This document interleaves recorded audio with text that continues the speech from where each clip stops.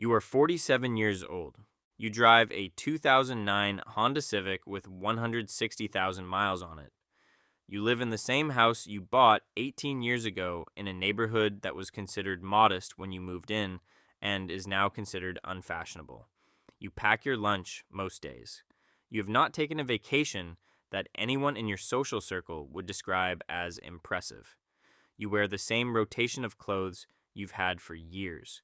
Your phone is 2 generations old. People who know you have quietly decided what your financial situation is. They've done the math in their heads: the car, the neighborhood, the lunches, the phone. They've arrived at a number. They are off by approximately $2.3 million. Your net worth this morning is $2,300,000. This is the story of 20 years. Not 20 years of sacrifice exactly. 20 years of a decision made once in a parking lot at age 27 that compounded so quietly for so long that it eventually became the entire shape of your financial life. You were 27 when you started your first job that paid real money, $58,000 a year, more than either of your parents had ever made, more than you knew what to do with, which turned out to be the problem. For the first year, you did what most people do. You upgraded the apartment, the car, the wardrobe. You started eating at restaurants that required reservations. You started spending like someone who made $58,000 a year, which meant you saved like someone who made nothing, which is close to what you did. At the end of that first year, you had $1,100 saved. A coworker, older, quieter than most, someone nobody paid much attention to, said something to you once at the coffee machine. He wasn't giving advice, he was just talking. He said he'd figured out years ago that the gap between what you earn and what you spend is the only number that actually matters. Not your salary, not your job title, just the gap. He said he'd been widening that gap for 20 years, and it had started to feel like a different kind of freedom than he'd expected.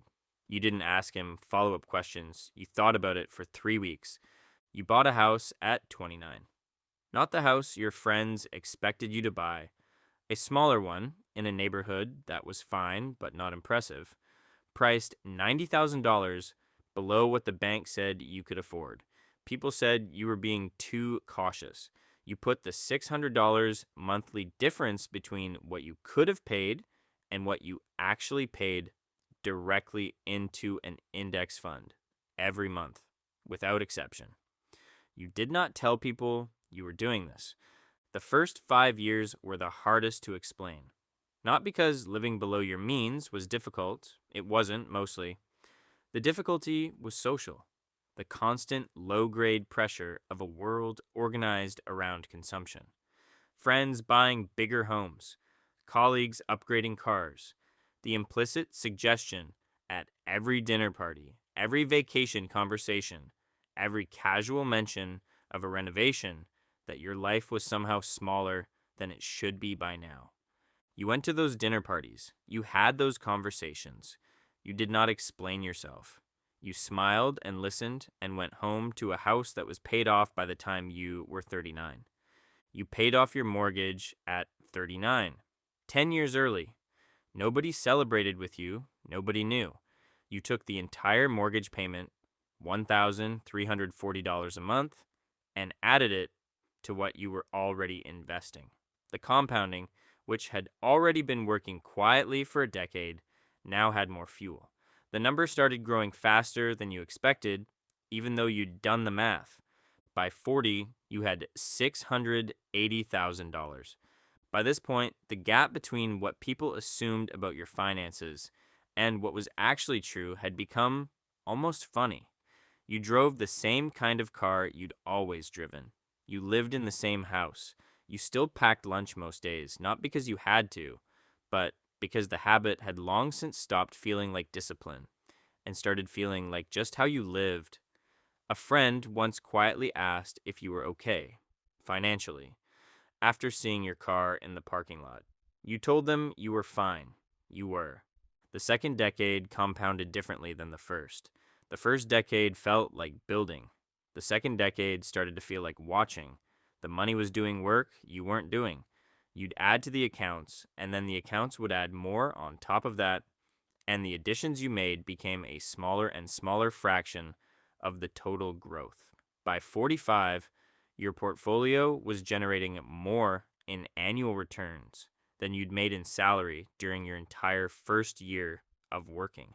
You kept your job not because you needed it, you didn't anymore, not really, but because you'd built a life in which the job was simply one part of things rather than the desperate center. You negotiated better salaries because you negotiated from a position of not needing to say yes. You turned down projects that didn't interest you. You took time off when you wanted it, quietly, without making announcements about it. Your coworkers noticed none of this. They had already decided what your financial life looked like based on the car, the lunch, the phone, the neighborhood. Their picture of you was fixed, and it was wrong, and you had no particular reason to correct it. You are 47 years old. Your net worth is $2,300,000. Your house is paid off. Your investment accounts have been compounding for 20 years and are now large enough that you could stop adding to them entirely and watch them grow for another decade on their own momentum. Your monthly expenses are modest by design. Your financial life is completely, quietly free. You drove to work this morning in the 2009 Honda Civic with 160,000 miles on it. You parked in the same spot you always park. You walked in with a lunch you packed at home. A colleague held the door and glanced at your phone. 2 generations old, and you saw the look, the small, familiar calculation running behind their eyes. You smiled. You said good morning. You went to your desk. The gap between what they think and what is true is, at this point, so wide that it no longer even registers as irony.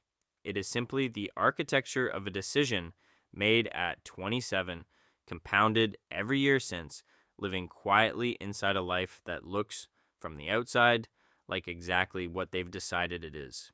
You open your laptop, you have a meeting in 20 minutes. You are 47 years old and you are completely, entirely free.